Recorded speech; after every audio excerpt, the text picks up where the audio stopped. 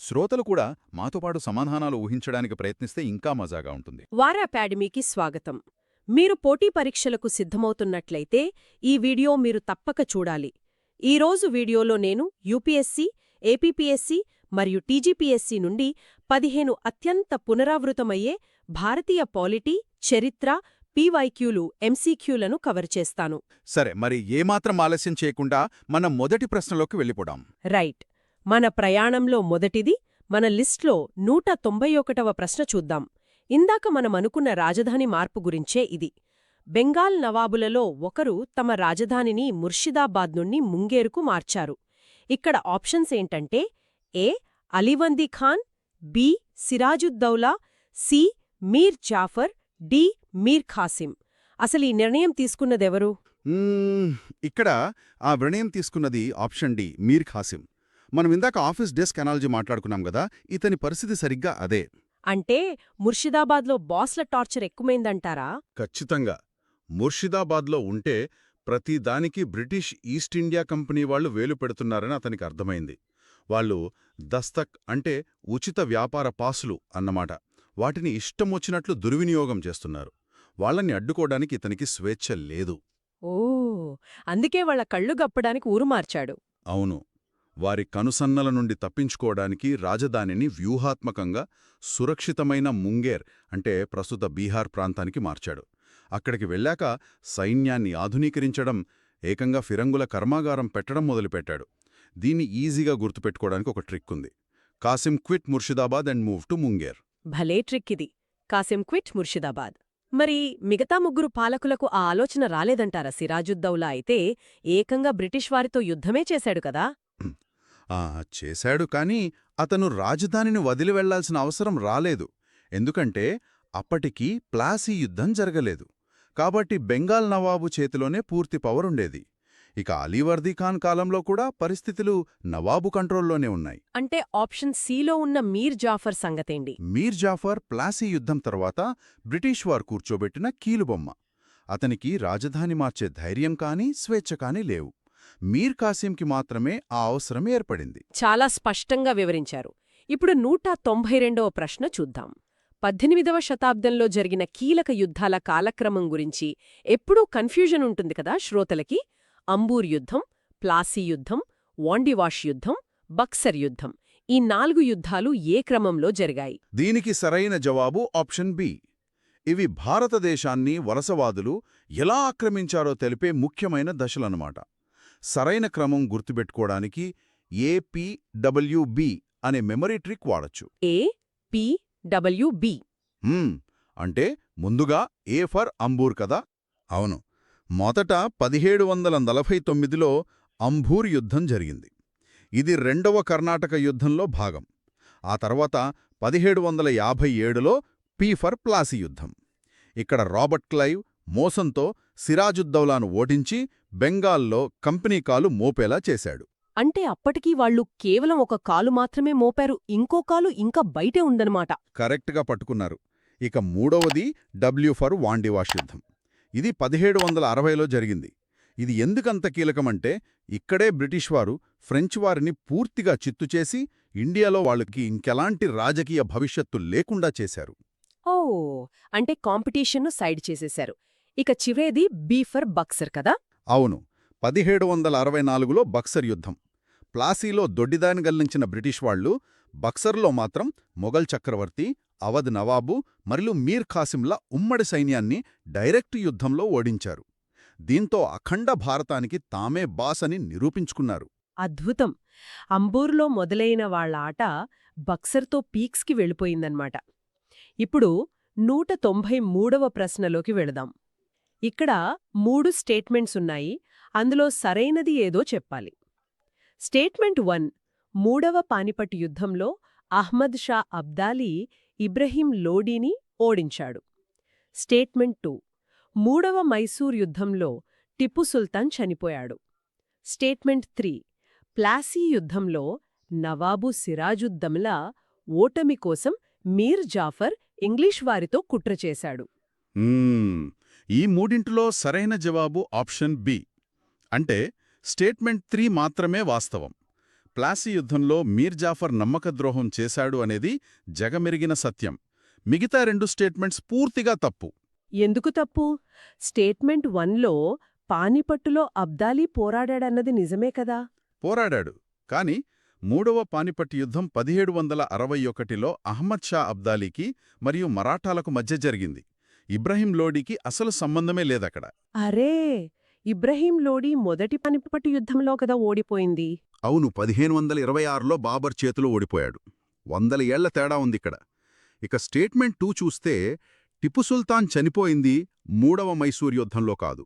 అవును, అప్పుడు తన పిల్లలను తాకట్టు పెట్టాల్సొచ్చింది కదా బ్రిటిష్ వాళ్లకి. ఖచ్చితంగా 3వ మైసూర్ యుద్ధంలో అతను సగం రాజ్యం కోల్పోయాడు. కాని అతను వీరోచితంగా పోరాడి ప్రాణాలు వదిలింది మాత్రం 1799లో జరిగిన 4వ మైసూర్ యుద్ధంలో. అంటే బేసిక్ ఫ్యాక్ట్స్ని తెలివిగా మార్చేసి కన్ఫ్యూజ్ చేస్తున్నారన్నమాట. సరే, ఇప్పుడు 194వ ప్రశ్న చూద్దాం. ఇక్కడ తప్పుగా ఉన్న స్టేట్మెంట్ ఏది అని అడిగారు. ఆప్షన్ ఏ, బెంగాల్లో అలీ మర్దాన్ ఖాన్ రెవెన్యూ ఫార్మింగ్ విధానాన్ని ప్రవేశపెట్టాడు. ఆప్షన్ బి, లాహోర్లో ఫిరంగుల తయారీకి మహారాజా రంజిత్ సింగ్ ఆధునిక ఫౌండ్రీలను స్థాపించాడు. ఆప్షన్ సి, అంబర్కు చెందిన Sawai Jaisingh Euclid elements of జామెట్రీని సంస్కృతంలోకి అనువదించాడు. ఆప్షన్ డి, మైసూర్ సుల్తాన్ టిపు శృంగేరి గుడిలో శారదాదేవి విగ్రహ ప్రతిష్టకు విరాళమిచ్చాడు. ఇందులో తప్పుగా ఉన్నది option A, Ali Mardan Khan revenue ఫార్మింగ్కి సంబంధించిన వ్యక్తి కాదు. మరి ఆయన ఎవరు? అలీ మర్దాన్ ఖాన్ అనగానే మనకు సివిల్ ఇంజనీరింగ్, కాలువల నిర్మాణం గుర్తుకురావాలి. ఆయన షాజహాన్ ఆస్థానంలో గొప్ప ఇంజనీర్ అధికారి. రావీ నది కాలువల నిర్మాణంలో ఆయన పాత్ర చాలా ఉంది. అంతేగాని ఆయన బెంగాల్లో ఇజారా సిస్టమ్ ప్రవేశపెట్టలేదు. ఓహో, అదన్న మాట సంగతి. మరి మిగతా 3 ఆప్షన్స్ కరెక్టే అంటారా? రంజిత్ సింగ్ ఆధునిక ఆయుధాలు చేయడం లాంటివి? 100% పాళ్లు కరెక్టే. రంజిత్ సింగ్ నిజంగానే యూరోపియన్ నిపుణుల సాయంతో లాహోర్లో ఆధునిక ఆయుధ కర్మాగారాలు నిర్మించాడు. అలాగే సవాయి జైసింగ్ జామెట్రీ పుస్తకాన్ని సంస్కృతంలోకి అనువదించడం కూడా వాస్తవమే. ఆయనకు సైన్స్ అంటే అంత ఇష్టం. ఆప్షన్ డి వినడానికి కొంచెం ఆశ్చర్యంగా ఉంది. టిపు సుల్తాన్ శృంగేరి గుడికి విరాళమిచ్చారా? అవును, చాలామందికి తెలియని గొప్ప విషయమిది. శృంగేరి మఠంపై మరాఠాలు దాడి చేసి విధ్వంసం సృష్టించినప్పుడు మళ్లీ శారదాదేవి విగ్రహ ప్రతిష్ఠ కోసం నిధులు పంపిన పరమత సహనం టిప్పు సుల్తాన్ది. వావ్, ఇది నిజంగా కొత్త పాయింట్. ఇక 195వ ప్రశ్న చూద్దాం. ఫ్రెంచ్ వారు ఇండియాలో ఏర్పాటు చేసిన మొదటి ఫ్యాక్టరీ ఎక్కడ ఉంది? Options A, Surat, B, Pulicat, C, Cochin, D, Kasim Bazar. దీనికి సరైన జవాబు ఆప్షన్ ఏ, సూరత్. ఫ్రెంచ్ వారు 1668లో తమ మొట్టమొదటి ఫ్యాక్టరీని సూరత్లో స్థాపించారు. అంటే అప్పటికే బ్రిటిష్ వారు, డచ్ వారు ఇండియాలో పాగా వేయడానికి చూస్తున్నారు కదా. మరి ఫ్రెంచ్ వారు సూరత్నే ఎందుకెంచుకున్నట్లు? చాలా లాజికల్ క్వశ్చన్. సూరత్ అప్పట్లో మొఘలుల ముఖ్యమైన పోర్ట్ సిటీ. పశ్చిమ తీరంలో వ్యాపారానికి, మక్కా వెళ్లే యాత్రికులకు అది ముఖద్వారం లాంటిది. అక్కడ వ్యాపారం చేస్తే లాభాలపారం. అందుకే మిగతా ప్రాంతాలకి వెళ్లలేదా? అవును, పులికాట్లో డచ్వారున్నారు, కొచ్చిన్లో పోర్చుగీసువారు, ఆ తర్వాత డచ్వారున్నారు, ఇక ఖాసిం బజార్లో బ్రిటిష్ వాళ్లున్నారు. ఆ తలనొప్పులెందుకని డైరెక్ట్గా గుండెకాయలాంటి సూరత్లోనే వాళ్లు ఫ్యాక్టరీ పెట్టారు. లైక్ చేయడం, సబ్స్క్రైబ్ చేయడం, కామెంట్ చేయడం మరియు షేర్ చేయడం మర్చిపోవద్దు. అలాగే ఈ వీడియో గరిష్ఠ సంఖ్యలో అభ్యర్థులకు చేరుకోవడానికి హైప్ బటన్ను క్లిక్ చేయండి. మరిన్ని అప్డేట్ల కోసం మా టెలిగ్రామ్ ఛానల్లో చేరండి. లింక్ డిస్క్రిప్షన్లో ఇవ్వబడింది. ఇక్కడ మీరు మీ ప్రిపరేషన్ కోసం హై క్వాలిటీ పీడీఎఫ్ స్టడీ మెటీరియల్స్ను కూడా డౌన్లోడ్ చేసుకోవచ్చు. ఈ యూరోపియన్ల గురించే మన తర్వాతి ప్రశ్న కూడా ఉన్నట్టుంది. అవును, 196వ ప్రశ్న కూడా యూరోపియన్ శక్తుల ప్రవేశం గురించే. ఇందులో తప్పుగా ఉన్న స్టేట్మెంట్ ఏది అని అడిగారు. ఆప్షన్ ఏ, పోర్చుగీస్ వారు 1499లో గోవాను ఆక్రమించారు. ఆప్షన్ బి, ఇంగ్లీషు వారు దక్షిణ భారతదేశంలో తమ మొదటి ఫ్యాక్టరీని మచిలీపట్నంలో తెరిచారు.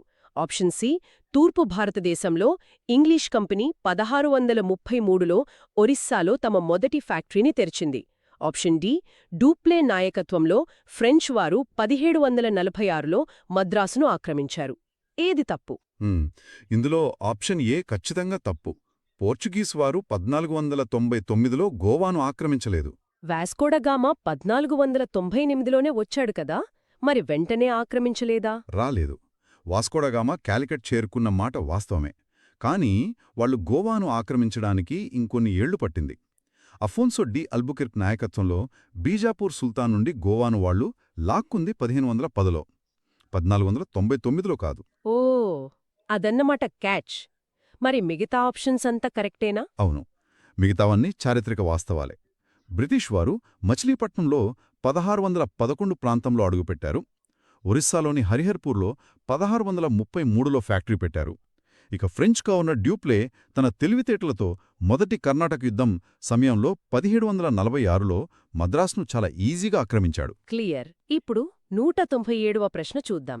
ఇది కూడా యుద్ధాల కాలాన్ని జతచేసే ప్రశ్న. జత 1 క్రీస్తు శకం 1767–69కి మొదటి ఆంగ్లో మరాఠా యుద్ధమనిచ్చారు. జత 2 క్రీస్తు శకం 1790–92కి మూడవ మైసూర్ యుద్ధం. జత 3 క్రీస్తు శకం 1824–26కి మొదటి ఆంగ్లో బర్మీస్ యుద్ధం. జత 4 క్రీస్తు శకం 1845–46కి రెండవ ఆంగ్లో సిక్కు యుద్ధం. ఈ 4 జతలలో ఏవి సరిగ్గా జతపర్చబడ్డాయి? వీటిలో సరైన జవాబు ఆప్షన్ డి, అంటే కేవలం 2 మరియు 3 మాత్రమే సరిగ్గా జతపరచబడ్డాయి. మనమొక్కసారి చూస్తే 1790–92లో మూడవ మైసూర్ యుద్ధం జరిగిందన్నది కరెక్ట్. ఇందులో కారన్ వ్యాలీ స్వయంగా సైన్యాన్ని నడిపించి టిపు సుల్తాన్ను ఓడించాడు. జత 3 కూడా కరెక్టే కదా? అవును, 1824–26లో మొదటి బర్మీస్ యుద్ధం జరిగింది. అస్సాం, మణిపూర్ సరిహద్దుల ఆక్రమణల వల్ల ఇది మొదలై చివరకు ఎండాబో సంధితో ముగిసింది. ఇది కూడా కరెక్టే. మరి జత 1 జత 4 ఎందుకు తప్పు? 1767–69లో మరాఠా యుద్ధం జరగలేదా? జరగలేదు. 1767–69లో జరిగింది మొదటి మరాఠా యుద్ధం కాదు, హైదర్ అలీతో జరిగిన మొదటి మైసూర్ యుద్ధం. అసలు మొదటి మరాఠా యుద్ధం 1775 నుంచి 1882 వరకు జరిగింది. అంటే కాలాలు సేమ్ ఉంచి పేర్లు మార్చేశారన్నమాట. ఖచ్చితంగా. అలాగే 1845–46లో జరిగింది మొదటి సిక్కు యుద్ధం.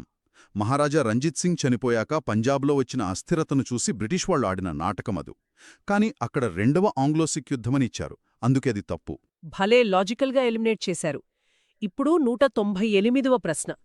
ఇది నాకు చాలా ఇంట్రెస్టింగ్గా అనిపించింది.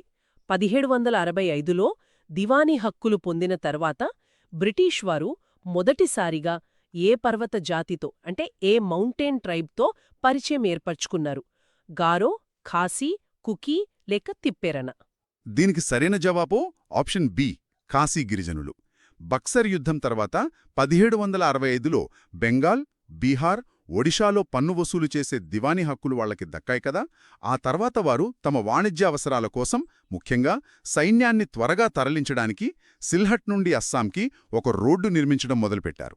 అంటే అడవులను, కొండలను నరుక్కుంటూ వాళ్ల స్వార్థం కోసం రోడ్డు వేశారన్నమాట. అవును, ఆ రోడ్డు నిర్మాణం ఖాసీ కొండల మీదుగా వెళ్లాల్సొచ్చింది. అలా వారు మొదటిసారిగా ఖాసీ గిరిజనులతో పరిచయం ఏర్పరచుకున్నారు. పరిచయం అనడం కంటే వాళ్ల ప్రాంతంలోకి చొరబడ్డారు అనడం కరెక్ట్గా ఉంటుంది. పాపం వాళ్ళు ఊరుకునుండరు కదా. ఊరుకోలేదు. దీనికి వ్యతిరేకంగానే తిరోత్ సింగ్ లాంటి నాయకులు ఎదిరించి బ్రిటిష్ వారిపై తిరుగుబాటు చేశారు. అద్భుతమైన చరిత్ర ఇది. సరే, 199వ ప్రశ్న చూద్దాం. ఆధునిక పద్ధతులలో విదేశాల్లో ఎంబసీలు అంటే రాయబార కార్యాలయాలు స్థాపించిన తొలి భారతీయ పాలకుడు ఎవరు? Options: A Hyderali, B Mir Qasim, C Shah Alam II, D Tipu Sultan. ఆ కాలంలో అలాంటి దౌత్యమంటే మాటలు కాదు గదా. అవును, ఇక్కడ సరైన జవాబు ఆప్షన్ డి, టిప్పు సుల్తాన్. ఇతను తన కాలం కంటే ఎన్నో ఏళ్లు ముందున్న పాలకుడని చెప్పొచ్చు. విదేశాల్లో ఎంబసీలు ఎందుకు పెట్టాల్సొచ్చిందాయనకి? ఎందుకంటే ఈస్టిండియా కంపెనీ వెనుక ఒక పెద్ద బ్రిటిష్ సామ్రాజ్యం ఉందని, వాళ్లని ఒంటరిగా ఎదుర్కోలేమని అతను గ్రహించాడు. అందుకే అప్పటి ఫ్రెంచ్ పాలకుడు నెపోలియన్కు ఉత్తరాలు రాశాడు.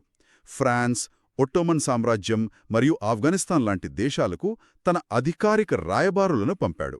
అంటే మన మిగతా ఆప్షన్స్ ఎవరూ ఇలాంటివి ట్రై చేయలేదా? చేయలేదు. విదేశాలతో దౌత్య సంబంధాలు నెరపడంలో టిపు సుల్తాన్ చాలా అడ్వాన్స్డ్. మీర్ కాసిం కానీ, హైదర్ అలీ కానీ ఇలా ఫార్మల్ ఎంబసీలు పెట్టలేదు. ఇక షా ఆలం II అయితే పూర్తిగా బ్రిటిష్ వారికి పెన్షనర్గా మిగిలిపోయాడు. లైక్ చేయడం, సబ్స్క్రైబ్ చేయడం, కామెంట్ చేయడం మరియు షేర్ చేయడం మర్చిపోవద్దు. అలాగే ఈ వీడియో గరిష్ట సంఖ్యలో అభ్యర్థులకు చేరుకోవడానికి హైప్ బటన్ను క్లిక్ చేయండి. మరిన్ని అప్డేట్ల కోసం మా టెలిగ్రామ్ ఛానల్లో చేరండి. లింక్ డిస్క్రిప్షన్లో ఇవ్వబడింది. ఇక్కడ మీరు మీ ప్రిపరేషన్ కోసం హై క్వాలిటీ పీడీఎఫ్ స్టడీ మెటీరియల్స్ను కూడా డౌన్లోడ్ చేసుకోవచ్చు. ఇప్పుడు మనం 200వ ప్రశ్నకొచ్చేశాం. అవును, మన 200వ ప్రశ్న భూగోళాన్ని చుట్టివచ్చిన నావికుల గురించి. ఒకవైపు వాస్కోడాగామా, క్రిస్టోఫర్ కొలంబస్, కెప్టెన్ కుక్, టాస్మాన్ ఉన్నారు. వీళ్ళని వారు ప్రాతినిధ్యం వహించిన దేశాల్తో అంటే స్పెయిన్, పోర్చుగల్, హాలండ్, గ్రేట్ బ్రిటన్తో జతపర్చాలి. ఎలా మ్యాచ్ చేస్తారు? ఇది మానవ చరిత్రను మార్చేసిన ప్రయాణాల గురించి కదా. దీనికి సరైన జవాబు ఆప్షన్ బి. అంటే ఆర్డర్ వచ్చేసి 2, 1, 4, 3 అనమాట. ఒకసారి ఆ ఆర్డర్ విడమర్చి చెప్పండి. తప్పకుండా. ముందుగా వాస్కోడాగామా పోర్చుగల్ నావికుడు. ఇతను 1498లో ఆఫ్రికాను చుట్టి ఇండియాకు సముద్రమార్గం కనుక్కున్నాడు. ఇక కొలంబస్ ఇటాలియన్ అయినా సరే స్పెయిన్ రాణి మద్దతుతో ప్రయాణించి అమెరికాను చేరుకున్నాడు. కాబట్టి కొలంబస్కి స్పెయిన్. ఆ తర్వాత కెప్టెన్ కుక్ కదా? అవును, జేమ్స్ కుక్ గ్రేట్ బ్రిటన్ నావికుడు. ఇతను పసిఫిక్ మహాసముద్రంలో ఆస్ట్రేలియా, న్యూజిలాండ్ లాంటి ప్రాంతాలను మ్యాప్ చేశాడు.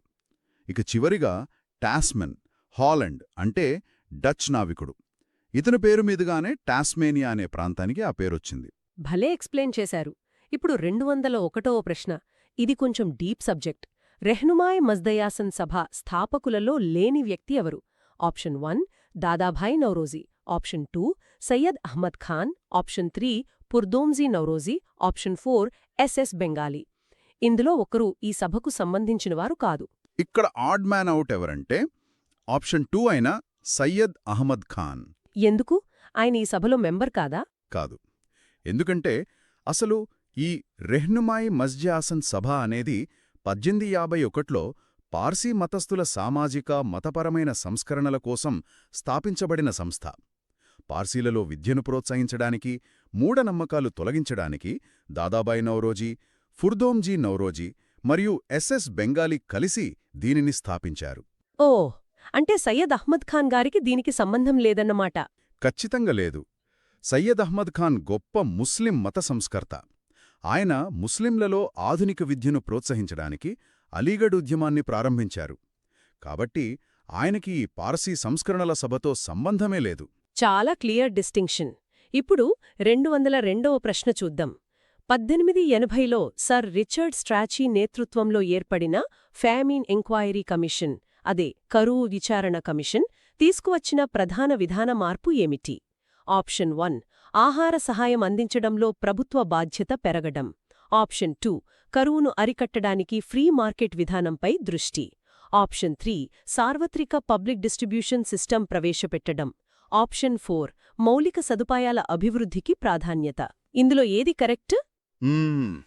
దీనికి సరియైన జవాబు ఆప్షన్ 1 ఆహార సహాయం అందించడంలో ప్రభుత్వ బాధ్యత పెరగటం. దీని వెనక ఒక భయంకరమైన విషాదం దాగుంది. విషాదమంటే ఏమైందప్పుడు? 1876-78 కాలంలో దక్షిణ భారతదేశంలో వచ్చిన కరువు వల్ల దాదాపు 50 లక్షల మందికి పైగా చనిపోయారు. అప్పట్లో లార్డ్ లిట్టన్ వైస్రాయ్గా ఉన్నాడు. అప్పటి వరకు బ్రిటిష్ ప్రభుత్వం విధానం ఎలా ఉండేదంటే, మా జోక్యం అవసరం లేదు, ఫ్రీ మార్కెట్ ఉంది కదా, మార్కెట్ చూసుకుంటుంది అని వదిలేశారు. వాట్? అంటే జనం తిండిలేక పిట్టల్లా రాలిపోతున్నా మార్కెట్ ఏదో మాయ చేస్తుందని వాళ్లు చూస్తూ కూచున్నారా? వినడానికి దారుణంగా ఉన్నా అదే నిజం. వాళ్ల క్రూరమైన లైసేస్ఫేర్ విధానం వల్ల లక్షల ప్రాణాలు పోయాయి. జనం చచ్చిపోతున్నా వీళ్ళు ఆహారాన్ని ఇంగ్లాండ్కి ఎగుమతి చేశారు. అప్పుడు వచ్చిన తీవ్ర విమర్శలు తట్టుకోలేక 1880లో ఈ స్ట్రాచీ కమిషన్ వేశారు. మరి ఆ కమిషన్ ఏం చెప్పింది? ఆ కమిషన్ ఫ్రీ మార్కెట్ పనిచేయదు, కరువు సమయాల్లో ప్రజలను ఆదుకోవటం, వాళ్లకు పని కల్పించడం, ఆహారం ఇవ్వడం ముమ్మాటికి ప్రభుత్వ బాధ్యతే అని తొలిసారిగా ప్రకటించింది. మరి ఆప్షన్ 3లో ఉన్న పబ్లిక్ డిస్ట్రిబ్యూషన్ సిస్టమ్ సంగతేంటి? అది అప్పుడే రాలేదా? లేదు. పబ్లిక్ డిస్ట్రిబ్యూషన్ సిస్టమ్ అనేది స్వాతంత్రం వచ్చాక మన ప్రభుత్వం తెచ్చిన విధానం. కాబట్టి అది రాంగ్ ఆప్షన్. అదన్నమాట సంగతి. ప్రజల ప్రాణాలు పోయాక గానీ వాళ్లకు మార్కెట్ భ్రమలు తొలగిపోలేదు. సరే, 203వ ప్రశ్న చూద్దాం. ఇది మన మనసును కలచివేసే జలియన్వాలా బాగ్ మారణకాండకు సంబంధించిన సంఘటనల క్రమం. ఇక్కడ 5 సంఘటనలిచ్చారు, వాటిని ఆర్డర్లో పెట్టాలి. ఏ. బ్రిటిష్ అధికారులు రౌలట్ చట్టాన్ని ఆమోదించారు. బి. జనరల్ డయర్ నిరాయుధులపై కాల్పులు జరపాలని ఆదేశించాడు. సి. జలియన్వాలా బాగ్లో భారీ నిరసన సభ. డి. అమృత్సర్లో మార్షల్ లా విధించబడింది. ఈ. నిరసనగా రవీంద్రనాథ్ ఠాగూర్ తన నైట్హుడ్ బిరుదును త్యజించారు. ఈ క్రమాన్ని అర్థం చేసుకుంటే భారత స్వాతంత్ర సంగ్రామంలో ఆ నెత్తుటి మరక మనకు కళ్ల ముందు కదులుతుంది.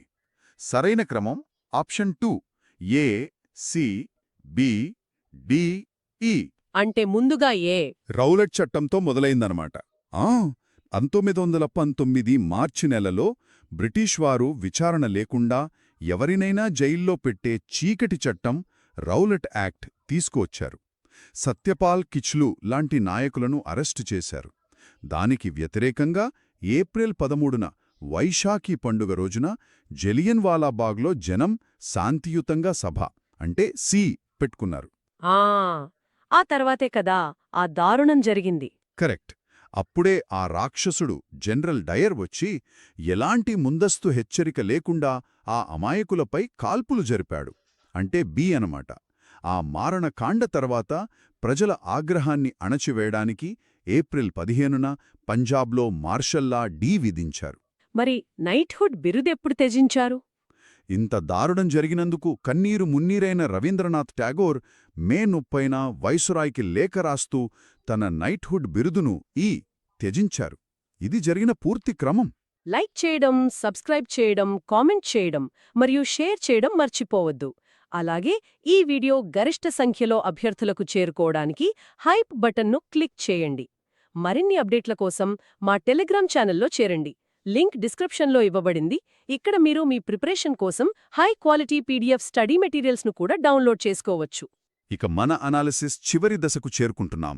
అవును, మన 204వ ప్రశ్న. 1936లో లక్నోలో ఏర్పాటైన అఖిల భారత కిసాన్ సభ లక్ష్యాలేమిటి? ఏ.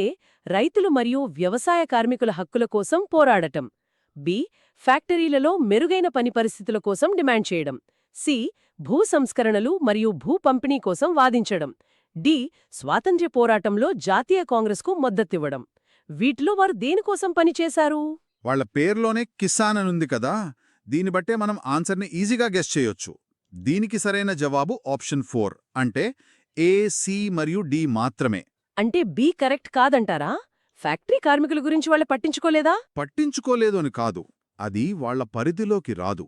స్వామి సహజానంద సరస్వతి, ఎన్జి రంగా లాంటి నాయకులు స్థాపించిన ఈ కిసాన్ సభ ముఖ్య ఉద్దేశం పూర్తిగా గ్రామీణ వ్యవసాయ సమస్యలపైనే.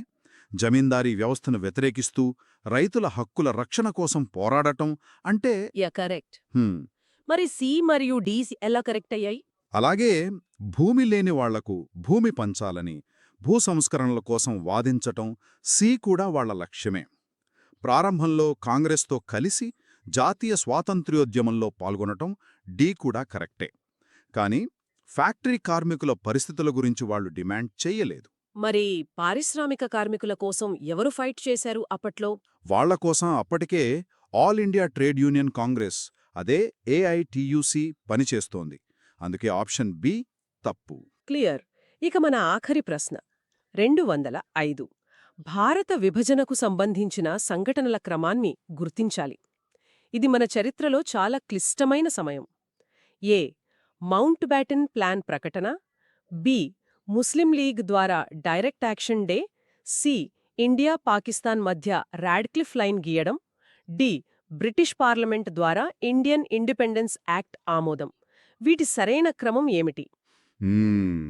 ఇది మన దేశ భౌగోళిక రూపురేఖలను శాశ్వతంగా మార్చేసిన సంఘటనల క్రమం. మనకున్న సోర్స్ ప్రకారం సరైన జవాబు ఆప్షన్ 3 అంటే ఆర్డర్ బి, ఏ, సి, డి. ఒక్కసారి ఆ క్రమాన్ని ఎక్స్ప్లెయిన్ చేస్తారా? తప్పకుండా.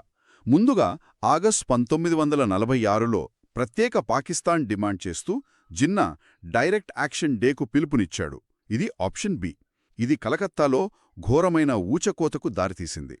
ఆ ఘర్షణలు చూశాక దేశ విభజన అనివార్యం అని అందరికీ అర్థమైపోయింది. అవును, అప్పుడే కదా మౌంట్ బ్యాటన్ ప్లాన్ వచ్చింది. సరిగ్గా చెప్పారు. జూన్ 1947లో దేశాన్ని రెండుగా విభజిస్తూ మౌంట్ బ్యాటన్ ప్లాన్ ఏ ప్రకటించారు. ఆ తర్వాత పంజాబ్, బెంగాళ్లను ప్రాక్టికల్గా విభజించడానికి రాడ్క్లిఫ్ కమిషన్ వేశారది. సి. మరి చివరగా ఇండిపెండెన్స్ యాక్ట్ కదా. అవును. ఆ కమిషన్ పని జరుగుతుండగానే మౌంట్ బ్యాటన్ ప్లాన్ను చట్టబద్ధం చేస్తూ జులై 1947లో British parliament Indian independence act డీను పాస్ చేసింది. ఇది పూర్తి సీక్వెన్స్. అదన్నమాట సంగతే. ఈ 15 ప్రశ్నలు చూస్తుంటే ఇవి కేవలం బహుళైచ్ఛిక ప్రశ్నల్లా అనిపించలేదు నాకు. 15 వేర్వేరు చారిత్రక కాలఘట్టాలకు, మన దేశ గతిని మార్చిన ముఖ్యమైన నిర్ణయాలకు మనం స్వయంగా సాక్షులమైనట్లనిపించింది. నిజమే.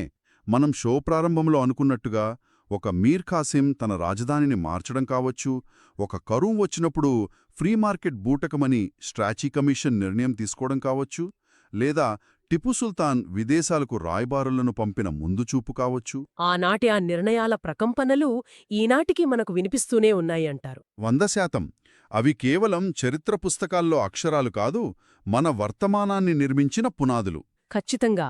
ఈనాటి లోతైన విశ్లేషణ అందరికీ అద్భుతమైన ఫ్యాక్ట్స్తో పాటు చారిత్రక సంఘటనల వెనుక ఉన్న కార్యకారణ సంబంధాలను అర్థం చేసుకునే ఒక సరికొత్త దృక్పథాన్ని ఇచ్చిందని ఆశిస్తున్నాను. శ్రోతలు కూడా ఈ సెషన్ని చాలా ఎంజాయ్ చేసుంటారని అనుకుంటున్నాను. ఇక ముగించే ముందు శ్రోతలు ఒక్కసారి ఆలోచించండి. ఈనాటి మన ఆధునిక సరిహద్దులు, మన ఆహార పంపిణీ విధానాలు అన్నీ వందల ఏళ్ల క్రితం ఎవరో తీసుకున్న నిర్ణయాల ఫలితమే కదా. మరి రేపటి చరిత్రను పూర్తిగా మార్చివేసే నేటి మన ప్రభుత్వాలు లేదా మీరు మీ వ్యక్తిగత జీవితంలో తీసుకుంటున్న నిర్ణయాలు ఏమై ఉంటాయో ఎప్పుడైనా ఆలోచించారా? అది ఆలోచించండి, కొత్త విషయాలు నేర్చుకుంటూనే ఉండండి. మళ్ళీ కలుద్దాం.